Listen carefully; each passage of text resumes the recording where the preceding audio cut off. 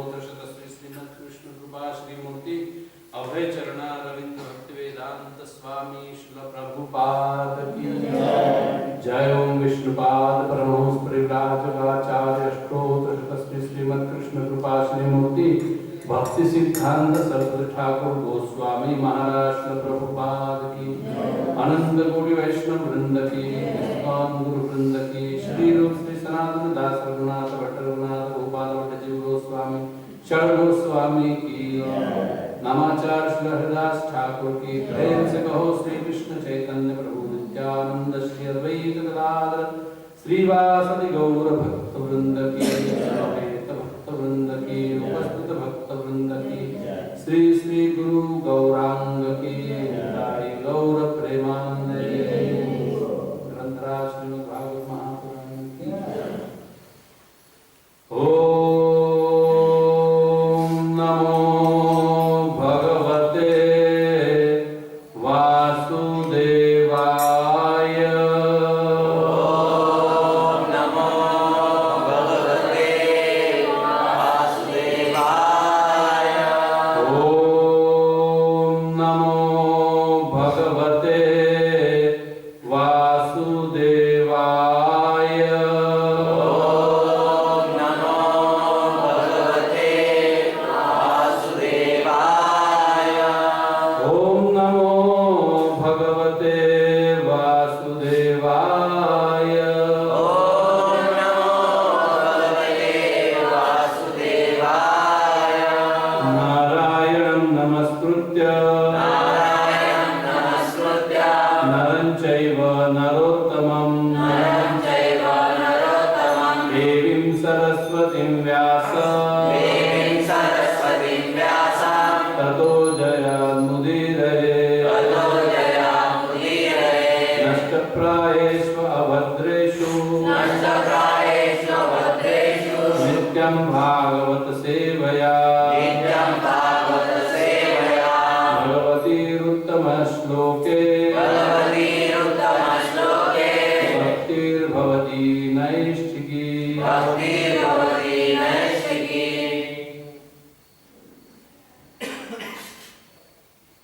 श्रीमद् भागवत महापुराण चतुर्थ स्कंद अध्याय 24 आणि श्लोक 5.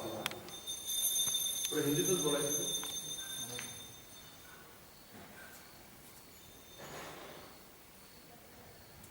शब्दांचा पुनरुच्चार करावा. अंतर्धानः नभस्त्वा अविर्धानम् अविन्दत इंद्रम् अश्वहर्ता अश्वहर्तारम् विद्वान् अति न जघ्निवान् अंतर्धानो नभस्त्याम्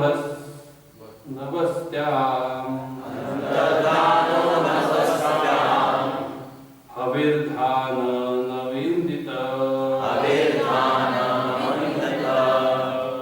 य इन्द्रमश्वरहतारम् विद्वानपि न जघ्निवान् अंतर्धानो नभस्वत्याम् हविर्धानमविन्दत य इन्द्रमश्वहर्तारम्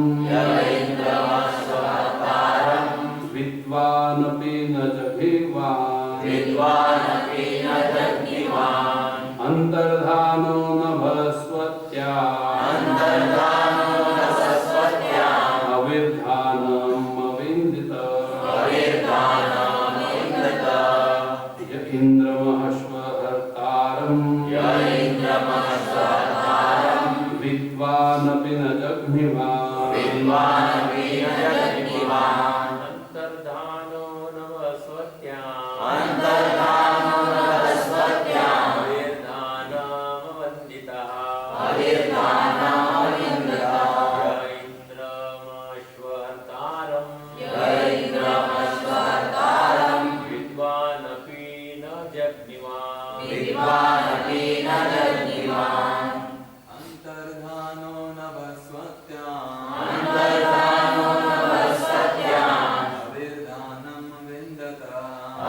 अविर्धानम् अविन्दत यैन्द्रमश्वहर्तारम् विद्वानपि न जग्निवान् विद्वानपि न जग्निवान् अन्तर्धानो नभस्पत्याम् अन्तर्धानो नभस्पत्याम् अविर्धानमविन्दत अविर्धानमविन्दत इन्द्रमश्वहर्तारम् यैन्द्रमश्वहर्तारम् विद्वानपि न जग्निवान् विद्वानपि न जग्निवान् माताजी अन्तर्धानो नभस्पत्याम् अन्तर्धानो नभस्पत्याम् अविर्धानमविन्दत अविर्धानम् अविन्दत यैन्द्रमश्वहर्तारम् यैन्द्रमश्वहर्तारम् विद्वानपि न जग्निवान् विद्वानपि न जग्निवान् अन्तर्धानो नभस्पत्याम् अन्तर्धानो नभस्पत्याम् अविर्धानम् अविन्दत यैन्द्रमश्वहर्तारम् विद्वानपि न जग्निवान् अन्तर्धानो नभस्पत्याम् अविर्धानमविन्दत यैन्द्रमश्वहर्तारम् विद्वानपि न जग्निवान् अंतर्धानः अंतर्धान राजा नभस्पत्याम् अपनी पत्नी नभस्पति से अपनी पत्नी नभस्पति से अविर्धानम अविर्धानम् अविर्धान नाम अविन्दत प्राप्त किया जो इंद्रम राजा इंद्र को अश्वहर्तारम जो उसके पिता का घोड़ा चुरा रहा था विद्वानपि जानते हुए भी न जग्निवान नहीं मारा। अनुवाद और तात्पर्य श्री प्रभुपाद द्वारा अनुवाद। महाराज अंतर्धान के नभस्पति नामक एक दूसरी पत्नी थी जिससे उन्होंने अविर्धान नामक एक अन्य पुत्र की प्राप्ति हुई। चूंकि महाराज अंतर्धान अत्यंत उदार थे अतः उन्होंने यज्ञ से अपने पिता के घोड़े को चुराते हुए इंद्रदेव को मारा नहीं। तात्पर्य अनेक शास्त्रों तथा पुराणों से ज्ञात होता है कि स्वर्ग का राजा इंद्र चोरी करने तथा अपहरण करने में अत्यंत दक्ष था। वह स्वामी की अदेख में किसी वस्तु को चुरा सकता था और बिना पहचाने किसी की पत्नी को हर सकता था। एक बार उसने अपने अंतर्धान कला से गौतम मुनि की पत्नी के साथ बलात्कार किया। इसी प्रकार अदृश्य होकर उसने महाराज पृथु का घोड़ा चुरा लिया। यद्यपि मानव समाज में ऐसे कार्य कुत्सित समझे जाते हैं किंतु इंद्र ऐसे कार्यों से नीचे नहीं गिरा। यद्यपि अंतर्धान को पता चल गया था कि राजा इंद्र उसके पिता का घोड़ा चुरा ले जा रहा था किंतु उसने मारा नहीं, क्योंकि वह जानता था कि कभी कभी अत्यंत शक्तिशाली पुरुष भी ऐसा घृणित कार्य करते हैं। अतः ज्यादा परवाह नहीं करनी चाहिए। भगवत गीता में 90वें अध्याय के 30वें श्लोक में स्पष्ट रूप से कहा गया है, अपि चेत् सुदुराचारो भजते माम नन्यथा साधुरेव समन्तव्य सम्यक्तव्या वसितो हि सत। भगवान कहते हैं कि यदि भक्त कुत्सित कार्य भी करे तो उसे साधु समझना चाहिए, क्योंकि वह भगवान की अविचल भक्ति करता है। भगवान के भक्त कभी भी जानबूझकर कोई पाप कर्म नहीं करते, किंतु कभी कभी पुरानी आदतों के कारण वे कुछ घृणित कार्य कर बैठते हैं। ऐसे कार्यों को गंभीरता से नहीं लेना चाहिए, क्योंकि भगवान के भक्त चाहे इस लोक में हो या स्वर्ग में हो अत्यंत शक्तिशाली होते हैं। यदि किसी कारणवश वे कोई घृणित कार्य कर बैठते हैं तो उसकी उपेक्षा कर देनी चाहिए। कृपया अनुवाद दोहराइए। महाराज अंतर्धान के नभस्वती नामक एक दूसरी पत्नी थी, जिससे उन्हें हवीरधान नामक एक अन्य पुत्र की प्राप्ति हुई। चूंकि महाराज अंतर्धान अत्यंत उदार थे, अतः उन्होंने यज्ञ से अपने पिता के घोड़े को चुराते हुए इंद्र को मारा नहीं। ओम अज्ञानतिमिरन्धस्य ज्ञानाञ्जनशलाकया चक्षुरुन्मीलितं येन तस्मै श्रीगुरवे नमः। श्रीचैतन्यमनोभीष्टं स्थापितं येन भूतले स्वयं रूप कदा मह्यं ददाति स्वपदान्तिकम्। नमो ओम विष्णुपादाय कृष्णप्रेष्ठाय भूतले श्रीमते भक्तिवेदांत स्वामी इति नामिने। नमस्ते सारस्वती देवे गौरवाणी प्रचारिणे निर्विशेष शून्यवादी पाश्चात्य देशकारिणे। वाञ्छाकल्पतरुभ्यश्च कृपा सिन्धुभ्येव च पतितानां पावनेभ्यो वैष्णवेभ्यो नमो नमः। जय श्री कृष्ण चैतन्य प्रभु नित्यानंद श्री अद्वैत गदाधर श्रीवासादि गौर भक्तवृंद। हरे कृष्णा कृष्णा कृष्णा हरे हरे, हरे राम राम राम हरे हरे। तो भागवतम के चतुर्थ स्कंद भागवतमच्या चौथ्या अध्यायातील चौथ्या स्कंदातील 26व्या अध्यायातील 5व्या श्लोकात हे वर्णन येत आहे की महाराज अंतर्धान यांनी आपली दुसरी पत्नी नभस्वती हिच्यापासून हवीरधान नामक एक पुत्र उत्पन्न केला। आणि हे महाराज अतिशय उदार होते, त्यामुळे त्यांनी आपल्या पित्याच्या यज्ञातील अश्व चोरणाऱ्या इंद्राला मारलं नाही। आणि प्रभुपाद भगवद्गीतेतील हा एक श्लोक सांगतात की अपिचेत सुदराचार। पण ह्या श्लोकाचा गैरलाभ आपल्या इस्कॉनमध्ये अनेक लोक घेतात। प्रभुपादांच्या ह्या वाक्याचा दुरुपयोग करतात प्रभुपाद लिहिलेल्या तात्पर्याचा, की त्यांना वाटतं आम्ही किती वाईट कर्म केली, मंदिरचा किती पैसा खाल्ला, किती भांगडी केल्या, एखाद्याला ठोकलं जरी, मी जरी दुराचारी असलो तरी मी भक्त आहे, मला तुम्ही सन्मान दिला पाहिजे। आज इस्कॉनच्या अनेक केंद्रामधून असे ठग बदमाश, तुम्हाला थोडा राग येईल, माझ्या घरी नंतर बंदी घातला तरी काय हरकत नाही मला, पण ह्याचं पेव फुटलेलं आहे। सगळीकडे हे अपिचेत सुदराचारो यांची संख्या एवढी वाढली आहे आणि आपल्याकडे सगळीकडे अंतर्धान महाराज कृपाळू सगळीकडे झालेले आहेत आणि ते अशा लोकांना क्षमा करत राहतात आणि ज्यामुळे बाकीचे प्रामाणिक भक्त उत्पीडित होतात। चांगलं कार्य करू इच्छिणाऱ्याला कार्य करायला मिळत नाही। सगळीकडे इतके जसे स्पीड ब्रेकर असतात ना, चांगल्या प्रकारे गाडी चालवायला मिळत नाही आणि त्यांना वाटतंय की अपिचेत सुदराचार, मी दुराचारी जरी असलो तरी मला तुम्ही भक्त म्हणून सन्मान दिला। आणि फक्त सोलापूरचं नाही सांगत, ब्रह्मांडात जिथे जिथे इस्कॉन आहे तिथे तिथे हे सगळीकडे लागत आहे। बरोबर ते देतात की कुत्सित कार्य करत असला तरी त्याला तुम्ही साधू समजलं पाहिजे, पण त्याला साधू समजण्यासाठी आधी आम्हाला साधू झालं पाहिजे ना।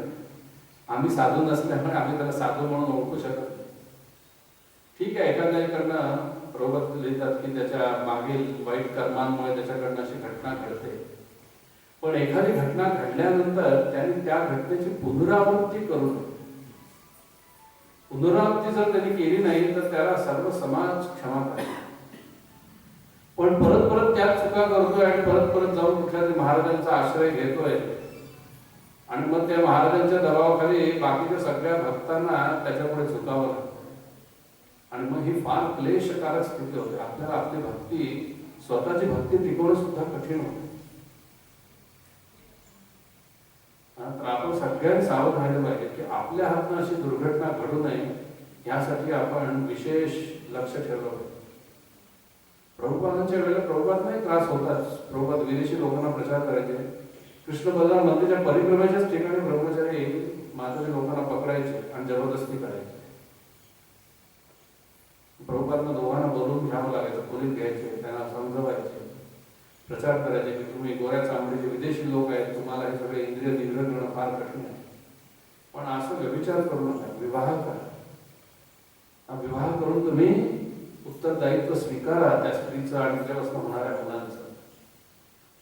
आज आपल्या भारत देशात हा सगळ्यात मोठा काय म्हणतात त्याला अडथळा म्हणा, धोका म्हणा. सगळीकडे अगदी गल्लीपासून दिल्लीपर्यंत सगळीकडे लोक व्यभिचारात गुंतलेले. ज्यांना महान महान म्हटलं जातं, अगदी आपल्याकडे नेहमी महान शास्त्रज्ञ अमेरिकेचा कोण तो निळ्या डोळ्यांचा अणुबॉम्बचा स्फोट पहिला आईन्स्टाईनचं केवढा बुद्धिमान होता. तो मेल्यानंतर त्याचा मेंदू पण चोरून नेला संशोधन करायला की काय ह्याच्याकडे बुद्धिमत्ता आहे, याचा काही ज्यूस किंवा एक्स्ट्रॅक्ट काढून आपण काही बुद्धी मिळवू शकतो का वगैरे वगैरे. ह्या आईन्स्टाईनची पत्नी अतिशय त्याच्याप्रती समर्पित आणि प्रामाणिक होती, त्याची सेवा करायची मनोभावे. पण हा एवढा बुद्धिमान असून हा सदैव आपल्या चुलत बहिणीवरती आसक्त होता, व्यभिचार करायचा. आणि एक महान शास्त्रज्ञाचं उदाहरण देतो. तो असा म्हणजे त्याला चालता येत नाही, असा व्हील चेअर मध्ये बसलेला आहे, चालता बोलता येत नाही त्याला, शास्त्रज्ञ आहे, चालू शकत नाही, तोंड भरपूर खाता पिता पण येते. पण अशा अवस्थेत त्याची सेवा करणाऱ्या नर्सला देखील त्यांनी गर्भवती करून सोडला. कामातुरांना न भयंकर कामातून व्यक्तीला लाज नाही, भीती नाही, काही नाही. आणि आपल्या इस्कॉनमध्ये पण हे मोठ्या प्रमाणात सगळीकडे वाढलेलं आहे. आणि अतिशय घृणित म्हणजे जे वैदिक शास्त्रात नाही अशा प्रकारे देखील समलिंगामध्ये देखील अनेक जण अडकलेले आहेत. आणि ह्यांचा पहिला हा कलियुगात वाढणार का? कारण कलियुगात कोणी क्षत्रिय नाही. जसं काल जे आलेलं त्याने ऐकलं की शिवाजी महाराजांनी असा दंड दिला की घाबरून त्यांच्या प्रजेत कोणी परत असं कुकर्म केलं. आता सगळे शूद्र आहेत. शूद्र असतात ते आपल्या कुकर्मांना झाकण्यासाठी दुसऱ्याच्या कुकर्मांमध्ये पांघरून घालतात. एकमेका सहाय्य करू अवघे धरू सुपंथ, एकमेकांना सहाय्य करतात. तेरी भी चूक मेरी भी चूक. पण आपण सावध राहिलं पाहिजे. आणि जी अधिकारी व्यक्ती आहे त्या व्यक्तीने त्या व्यक्तीला सुधारण्यासाठी कधी कधी दंडित पण केलं पाहिजे. नाहीतर तो काय होतोय, भस्मासुर होऊन बसतोय. भस्मासुराची अभिलाषा काय असते? भस्मासुर शिवाचा मोठा भक्त असतो ना. भस्मासुर म्हणा की भागवतांमध्ये असलेला वृकासुर की मी ज्याच्या मस्तकावर हात ठेवेन तो भस्म झाला पाहिजे किंवा त्याच्या मस्तकाचे शतशात तुकडे झाले पाहिजे. आणि म्हणतो शिवजींच्याच डोक्यावर हात ठेवून पहिलं टेस्टिंग करूया वराची की आहे की नाही म्हणून. का पार्वती सुंदर आहे नंतर मी तिचा भोग. ही भावना त्याच्यामध्ये असते. इंद्रामध्ये देखील शक्तिशाली असल्यामुळे त्याचा पदाचा गैर उपयोग करतात. शक्तिशाली अमेरिकेचे प्रेसिडेंट सगळे ह्याच भानगडीमध्ये अडकलेले आपल्याला दिसून येते. सत्ता खुर्ची मिळाली की त्याला मत चढते. भागवतामध्ये याचं वर्णन आहेच कलियुगाच्या लक्षणांविषयी की कलियुगाचे राजकर्ते चोर आणि लुटेर होते जे जनतेचा पैसा आणि स्त्रिया दोन्ही अडक करतील. तर इंद्र देखील हा भौतिक जगातलाच आहे ना, तो काय आध्यात्मिक जगात आलेला नाही. सकाम भक्त आहे, मिश्र भक्ती आहे त्याची, त्याला कामना पण आहे. तो काही शुद्ध भक्त नाही. हरदास ठाकूरांसारखा तो काही शुद्ध भक्त नाही का भीष्मदेवांप्रमाणे पण नाही. त्यामुळे असं यज्ञात पृथ्वी महाराजांचा पण घोडा चोरतो. त्यावेळी पृथ्वी महाराज पण त्याला दंड देतात, मग त्याला नंतर क्षमा पण करतो. पृथ्वी महाराज वैष्णव असल्यामुळे भगवंताचे 27 अवतार असल्यामुळे इंद्राला क्षमा पण करतो. इंद्राला सदैव भीती वाटत असते की कोणी तपस्या केली, कोणी मोठी यज्ञ केले. कारण इंद्राचं एक नाव आहे शतक्रतो. कारण इंद्रानेच फक्त 100 अश्वमेध यज्ञ संपन्न केलेले आहे भगवंताच्या प्रसिद्धीसाठी. आणि त्यामुळे त्याला ते इंद्रपद मिळालेलं आहे.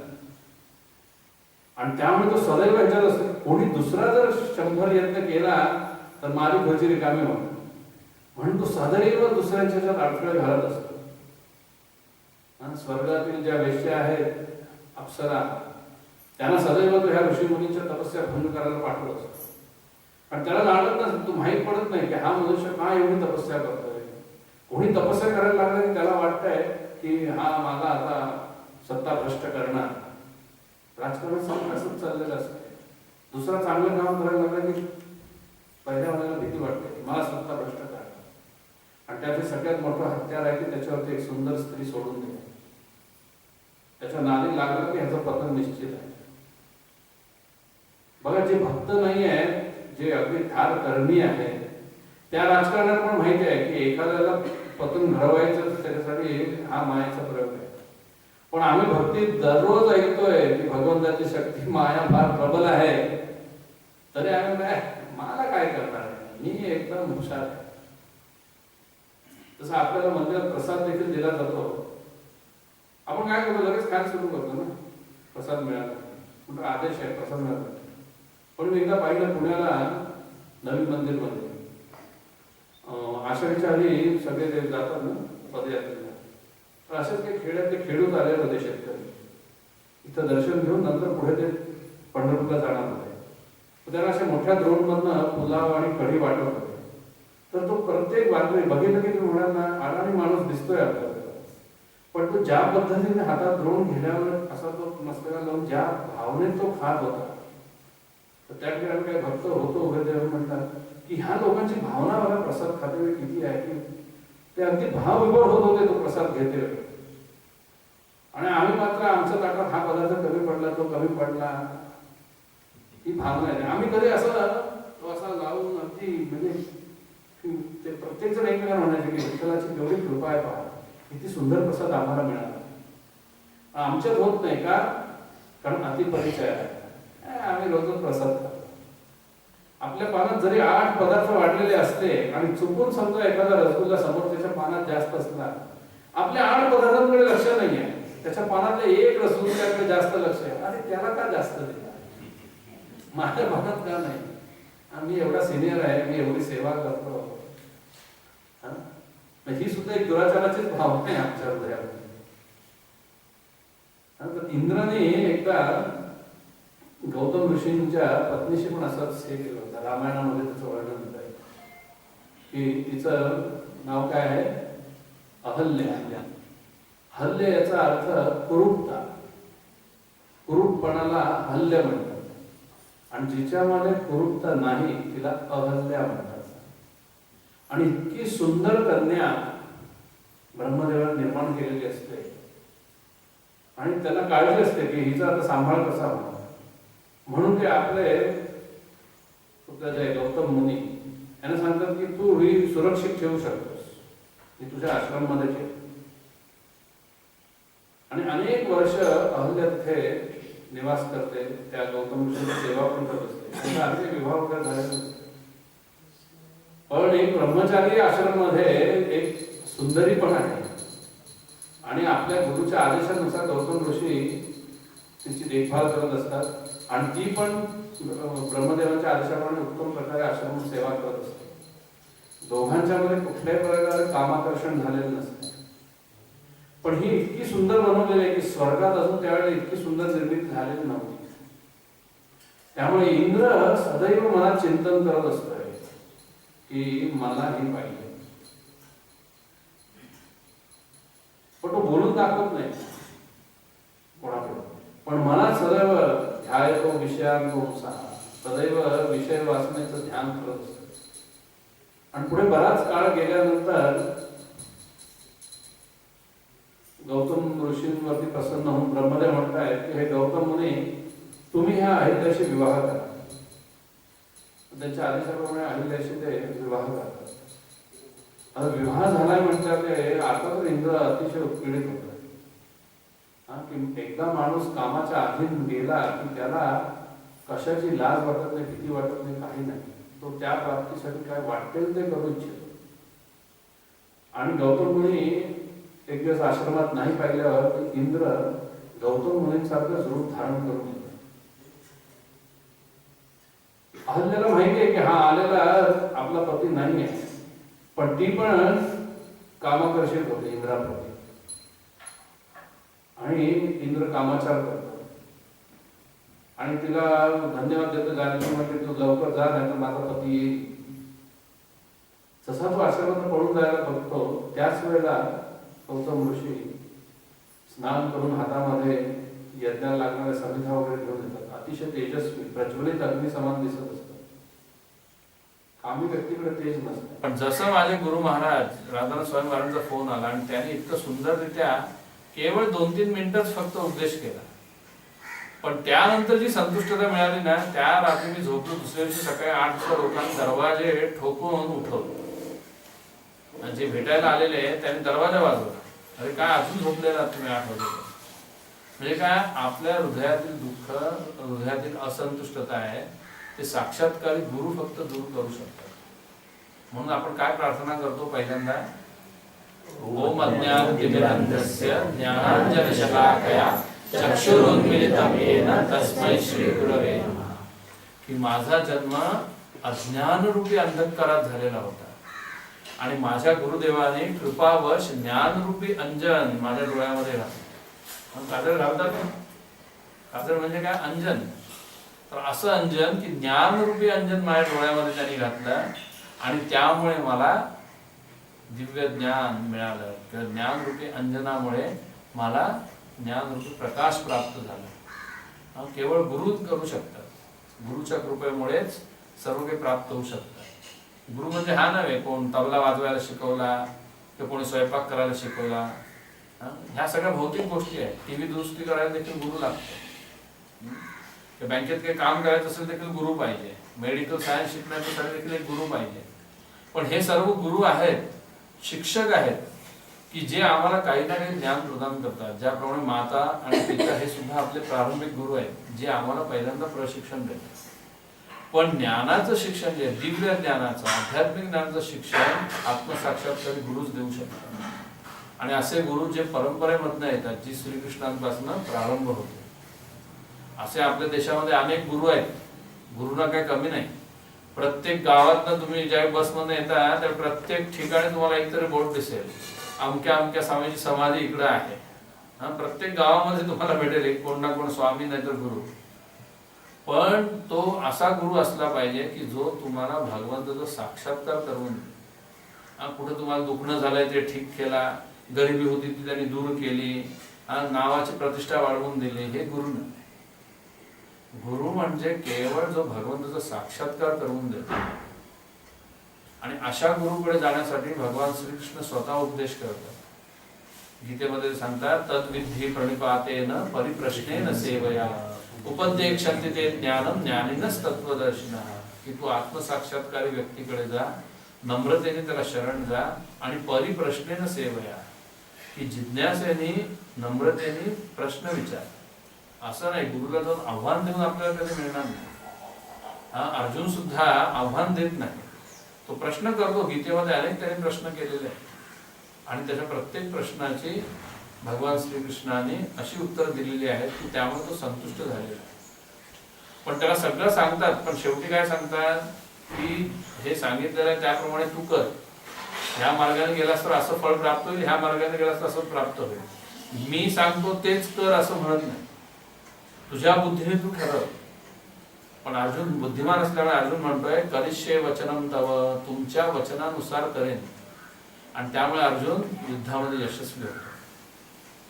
पण त्याच वेळेला आपण पाहतो दुर्योधन युद्धाच्या प्रारंभी आपण पाहतो पहिल्या श्लोकामध्ये की ज्या वेळेला पांडवांची व्यूहरचना पाहिल्यावर दुर्योधन तत्काळ आपले सेनापती आणि आपले गुरु द्रोणाचार्यांपाशी जातोय आणि त्यांना सांगतोय की ही पहा द्रुपद पुत्रांनी रचलेली विशाल अशी पांडवांची सेना.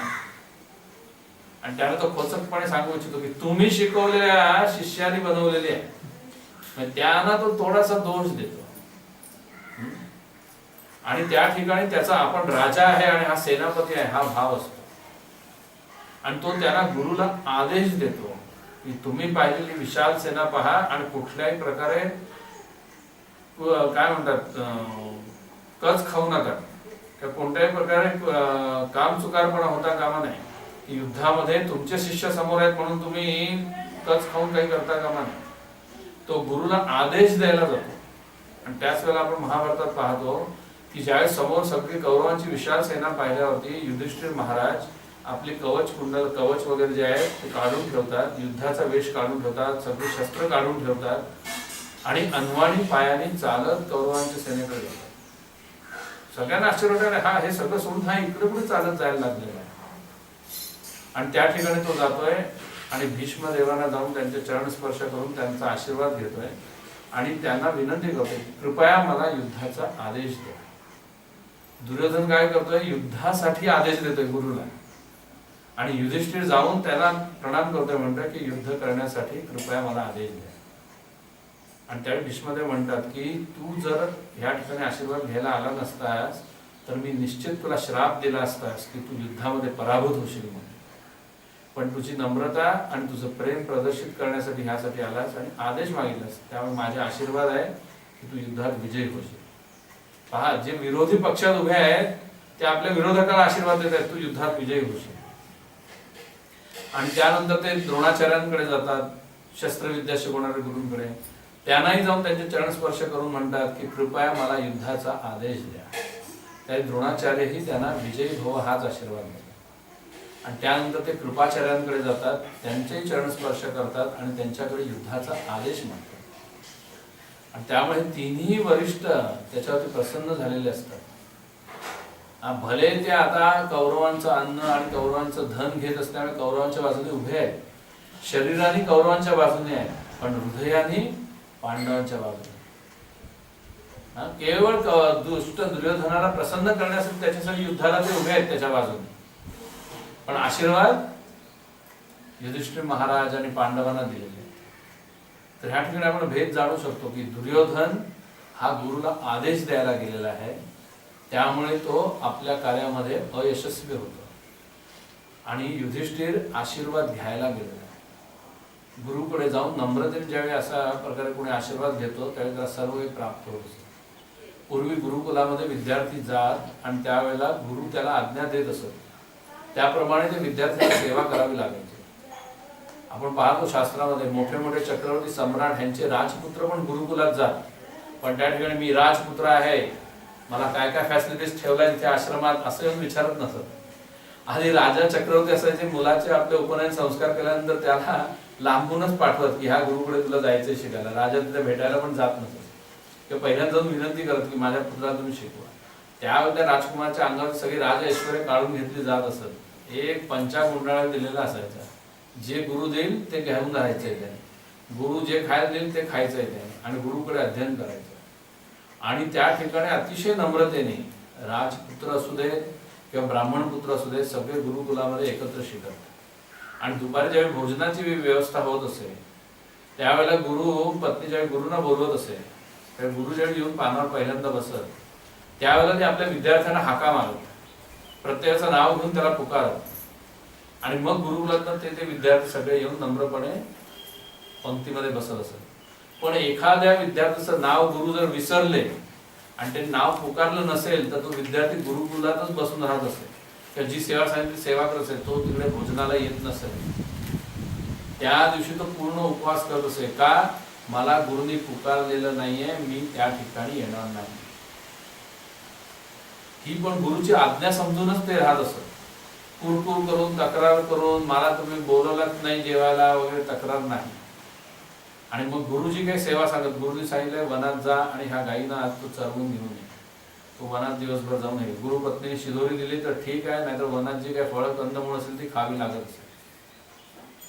जे काही गुरु आदेश द्या त्याच्या ह्या सेवेमुळे ज्यावेळी गुरु संतुष्ट होत असत त्यावेळी गुरु त्याला आशीर्वाद देत आणि गुरुच्या आशीर्वादामुळे तो ज्ञानामध्ये पूर्णपणे पारंगत होत असतो. आता हे नाही, आता जेवढे शाळा कॉलेज महाविद्यालय जे काही काढलं जातं त्या ठिकाणी कोणीही आत्मसाक्षात्कार शिकवण्यासाठी येत नाही किंवा शिकण्यासाठी पण येत नाही. सगळेजण शरीराशी निगडीत असलेलं ज्ञान, कशा प्रकारे मला चांगलं खायला मिळेल, कशा प्रकारे चांगलं लिहायला मिळेल, कशा प्रकारे मी चांगला भोग करू शकेन, कशा प्रकारे मी धन प्राप्त करू शकेन, कशा प्रकारे दुसऱ्याला मी पायदळी तुडवून माझे मनोरे त्याच्यावरती उभे करू शकेन. म्हणजे काय, धर्म अर्थ काम. धर्म पण नाही, अर्थ आणि काम. पैसा कसा मिळवाल आणि भोग कसा कराल ह्या दोनच गोष्टी शिकवल्या जातात. कारण सर्व ठिकाणी केवळ भौतिक ज्ञान दिलं जातं. प्रभुपाद युरोप अमेरिकेत प्रचार करायला जात, तिथे मोठ्या मोठ्या युनिव्हर्सिटीजमधनं विद्यापीठातनं जात, त्यावेळी प्रभुपाद त्यांना सर्वांना विचारत, तुमच्याकडे एवढ्या सगळ्या युनिव्हर्सिटीज आहेत, मग आत्म्यासंबंधी एखादा कक्ष आहे का शिकवणारा? तर मोठे मोठे प्रोफेसर लोक बुचकळ्यात पडत, हे काय प्रकार आहे? प्रभुपाद ज्या वेळेला स्कॉटलंडला जातात, तिथल्या एका मोठ्या शहरात, त्यावेळेला तिथे पत्रकारांची परिषद होते. त्यावेळेला प्रभुपाद पहिल्यांदा काय करतात, त्यांच्या गावाचं गुणगान करायला लागतात. की तुमच्या गावामध्ये मी ऐकलं की 2 युनिव्हर्सिटीज आहेत. युनिव्हर्सिटी असणं म्हणजे फार मोठं लक्षण, कारण कॉलेजच्या पुढचं ज्ञान देतात. मग लगेच सगळे पत्रकार हो हो आमच्याकडे 2 युनिव्हर्सिटी आहे, एकदम खुश होतात. मग प्रभुपाद म्हणतात की तुमच्याकडे फार सुंदर सुंदर बंगले बांधलेले आहेत गावात. हो हो आमच्याकडे हे सगळं आहे. त्यांच्या भौतिक प्रगतीविषयी प्रभुपाद कौतुक करतात, त्यावेळी सगळे अगदी खुशीने सगळं म्हणतात हो हो आमच्याकडे हे आहे, छान गाड्या आहेत, हे आहेत, छान बगीचे वगैरे आहेत. सगळ्याला ते पत्रकार अगदी त्या गावच्या लोकांनी विचारलं की फार खुश होतात. सावंतवाडीच्या माणसाला जर बेळगावात विचारला तुमच्याकडे नरेंद्र मोदी फार छान आहे, की लगेच सावंतवाडीचा माणूस कशा होतोय, एकदम खुश होऊन जातोय. त्या प्रकारे मग शेवटी प्रभुपाद त्यांच्याकडे पाहतात, डोळे रोखून पाहतात, म्हणतात तुमच्याकडे जर सगळ्या एवढ्या सुविधा आहेत, मग तुमच्याकडे एवढे हिप्पी का बनतायत? हे ऐकलं सगळ्यांच्या एकदम मानाखाली. म्हणजे काय, तुम्ही किती भौतिक प्रगती केली तर हे एवढे हिप्पी का बनतायत? श्रीमंतांची मुलं घरदार सोडून वाटेल तसं मनाला येईल तसं वागण्यासाठी जात आहेत का? कारण ते असंतुष्ट आहेत. त्यांच्या आई बापांकडे असलेला पैसा, धनदौलत, मोठे बंगले ह्याने ते संतुष्ट नाही आहेत. म्हणजे कुठेतरी आत्म्यामध्ये अशी सल जाणवते की त्याला ते असंतुष्टता पीडित करते, आणि ही दूर करण्याचं कार्य कृष्ण भावनामृत आंदोलन करते. प्रभुपाद समजून कित्येक पाद्री प्रभुपादला भेटायला यायचे, म्हणायचे अहो आमची सगळी चर्चेस पोच पडतायत, पण ही तुमच्याकडे 16, 17, 20 वर्षाच्या आतली तरुण मुलं काय येतात? अमेरिकेत तरुणांमध्ये अशी पद्धत आहे की एखादी व्यक्ती 30 वर्षाची झाली की ती तरुण मुलं काय म्हणतात शाळा कॉलेज मधली, तू म्हातारा झालायस, तुझ्याकडे आम्हाला कसली चर्चा करायची नाही म्हणतात. 30 वर्षाच्या माणसाला ते म्हातारा म्हणतात, गॉन केस म्हणतात, ते हे चर्चा करण्याच्या लायकीचा नाही म्हणतात. पण प्रभुपादांसारखा 70 उलटलेल्या म्हाताऱ्याच्या भोवती मात्र सगळे शेकडो तरुण कोंडाळा करून उभे असायचे. का? प्रभुपादांनी त्यांना कुठे राहायला चांगली व्यवस्थाही केलेली नव्हती का? खाण्यापिण्याची चांगली उत्तम व्यवस्था, गोड्या गाड्यांची व्यवस्था नाही. प्रभुपादांनी त्यांच्या जे आत्मामध्ये जी असंतुष्टता आहे ती असंतुष्टता दूर केली, आणि त्यामुळे लोक ते प्रभुपादांसाठी वेडे झालेले होते. आणि ज्यावेळी त्यांचा एक पहिला शिष्य घरदार सोडून त्यांना शरणागत झाला आणि ते सांगतील त्यानुसार भगवंताची त्यांनी उपासना प्रारंभ केली, त्यावेळी त्याच्या आई वडिलांनी पोलीस केस केली. त्याला पकडून घेऊन गेले, सिग्नल लागला, गाडी थांबल्याची, गाडीत उडी मारून तो प्रभुपादांकडे पळून आला. मग त्यांनी कोर्टामध्ये केस दाखल केली की ह्यानी आमच्या मुलाचं ब्रेन वॉश केलेलं आहे, मस्तिष्क धुलाई केलेली आहे. आणि मग ज्यावेळी शिष्याने सांगितलं प्रभुपादांना की प्रभुपाद असं असं कोर्टात हे केलेलं आहे, प्रभुपाद म्हणतात की त्यांना सांगा तुम्हाला ब्रेनच नाहीये, तुम्ही वॉश कुठनं करणार? मेंदूच नाही तुम्हाला तर तो धुणार कसा मी? कारण नुसते आहार निद्रा भय मैथून मध्ये लागलेला आहे. तर अनेकदा प्रभुपाद म्हणतात की तुमचा मेंदू इतका सडलेला, इतका घाण झालेला आहे की मला आता तो धुतलाच पाहिजे चांगला. मग शिष्य म्हणतात की आता कोर्टामध्ये आपल्यालाही पुरावे सादर करावे लागतील की त्याने आपल्याला आरोप लावला, मी कोर्टात गेलंच पाहिजे आता. मग ते म्हणतात आपले पुरावे म्हणून आपले ग्रंथ सादर करा. शिष्य म्हणतात अहो ते जज पण म्हणतील ना हे तुमचे ग्रंथ वाचायचे म्हणजे माझाही ब्रेन वॉश होईल. मग प्रभुपाद हसतात, म्हणतात की आमचा तोच उद्देश आहे, तुमचा ब्रेन वॉश करायचा आहे. की आमचे ग्रंथ हेच आमचा प्रतिवाद आहे त्या ठिकाणी. म्हणजे लोकांची बुद्धी इतकी भ्रष्ट झालेली आहे, आणि तीच बुद्धी भ्रमिष्टता भारतामध्ये सगळ्यांकडे पसरलेली आहे. कारण लॉर्ड मॅकॅलो हा गव्हर्नर ज्यावेळी आला त्यांनी पाहिलं की भारतामध्ये सगळीकडे गुरुकुल पद्धती आहे, तर ही गुरुकुल पद्धती आपल्याला मोडून काढली पाहिजे. आणि ह्या भारतीयांच्या डोक्यात हे बिंबवलं पाहिजे की आम्ही जे शिक्षण देतो हे खरं शिक्षण आहे, आणि तुमचं शिक्षण सगळं भुसटलेलं आहे, काही कामाचं नाही आहे. आणि त्यांना एवढ्या मोठ्या भारतावरती जर राज्य करायचं आहे तर सगळीकडे गोरा माणूस ठेवून त्यांना परवडणार नाही, आणि तेवढी संख्या पण नाही. इथल्याच लोकांना हाताशी धरलं पाहिजे आणि आपलं काम करण्यासाठी भागवलं पाहिजे. आणि म्हणून त्यांनी काय केलं, थोडे बाबू क्लार्क बनण्या इतकं शिक्षण दिलं, इंग्रजी शिक्षण दिलं भारतीयांना. पण केवळ बाबूत राहा. आमचं काम चलाव होण्या इतके तुम्ही हुशार बना, बाकी जास्त हुशार बनू नका. म्हणून प्रभुपाद युरोप अमेरिकेत ज्यावेळी जात प्रचाराला त्यावेळी ते पाहायचे की इंग्रजांनी भारताला काय दिलंय, तर नारकीय जीवन दिलेलं आहे. आणि लोकांना हा भ्रम आहे की इंग्रजांमुळे आपल्याकडे कारखाने वाढले, हे वाढलं, ते वाढलं, औद्योगिकरण वाढलं. नाही. प्रभुपाद सांगायचे की भारतातले कारखाने म्हणजे नारकीय स्थिती आहे, अतिशय घाण अवस्था आहे, कामगारांची अतिशय वाईट अवस्था आहे. पण युरोप अमेरिकेतले तुम्ही कारखाने बघा, सगळे कारखाने एकदम टापटीप, कामगारांना राहायच्या वसाहती एकदम टापटीप, सगळी काही उत्तम दर्जाची व्यवस्था केली जाते. इथं अजिबात तसली नाही. कामगाराला डबा घरनं घेऊन यावा लागतोय, सायकलवरनं येतात, नंतर पायी येतात, फार वाईट स्थिती आहे. तर हे भारताला दिलेली देण आहे. भारताला तरी काही लोकांना हा भ्रम आहे की इंग्रजांनी आम्हाला सगळं दिलं, असं काही नाही आहे. इंग्रज ज्यावेळेला 1857 युद्ध झालं त्यावेळेला देखील इंग्रजांनी ह्या ठिकाणी तार व्यवस्था सुरू केलेली होती, रेल्वे गाडी सगळीकडे बऱ्याच ठिकाणी त्यांनी सुरू केलेली होती. आणि इंग्रज सगळीकडे सदैव घोषणा करायचे, पहा आम्ही प्रगती आणलेली आहे. घोड्याशिवाय, बैलगाडीशिवाय अतिशय वेगामध्ये तुम्ही कुठल्याही प्राण्याच्या शक्तीशिवाय तुम्ही ह्या ठिकाणून त्या ठिकाणी जाऊ शकता.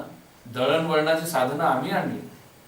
तार ह्या ठिकाणी तार दिली, दुसऱ्या दिवशी दिल्लीमध्ये तार पोचायची. नाहीतर पूर्वी काय होतं, सांडणी स्वार नंतर घोड्यावरनं जायचे.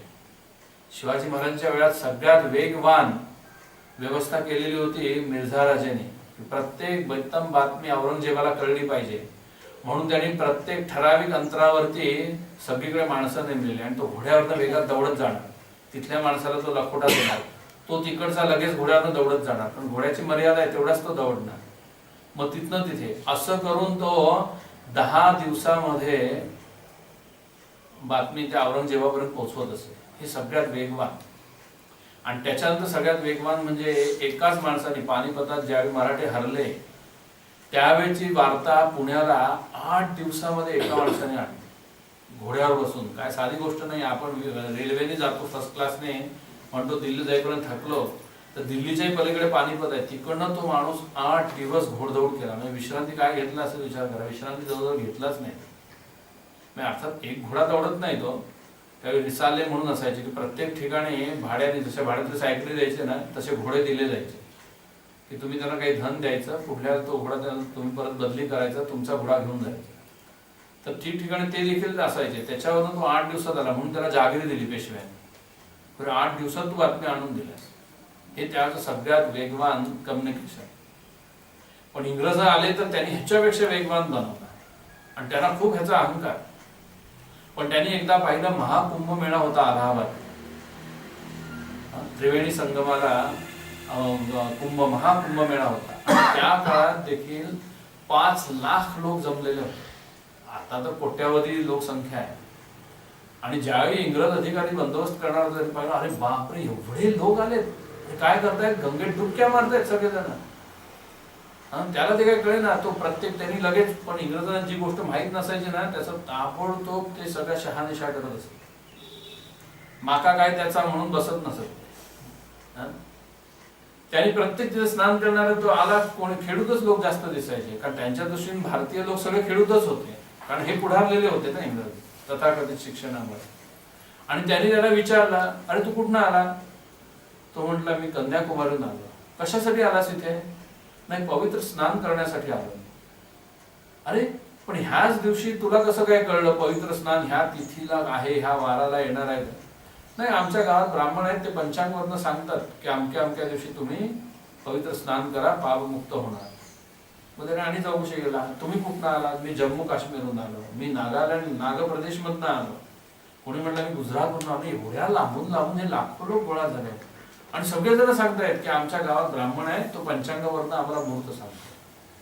आणि ह्यांचं कोणाशी एकमेकांशी संपर्क नाही, google.com वगैरे काही त्यावेळेला भानगड नव्हती. तर ह्या सगळ्या ब्राह्मणांना देखील कसं कळतंय की ह्या अमक्या दिवशी अमक्या तिथीला समुद्रात भरती येते, किंवा अमक्या तिथीला ग्रहण होणार आहे, किंवा अमक्या तिथीला आपल्याला गंगा स्नान करायला जायचं आहे. मग ह्याने तो सगळा रिपोर्ट लिहून काढला आणि आपल्या वरिष्ठांना कळवला की जर हे लोक केवळ पंचांगावरनं आंघोळ करायला लाखो लोकांना एकत्र करू शकतात, तर उद्या हे लोक आमच्या विरुद्ध लढायला देखील गोळा करू शकतात. कळलं का तुम्हाला इंग्रज कुठे हुशार होते ते? आणि मग इंग्रजांनी पाहिजे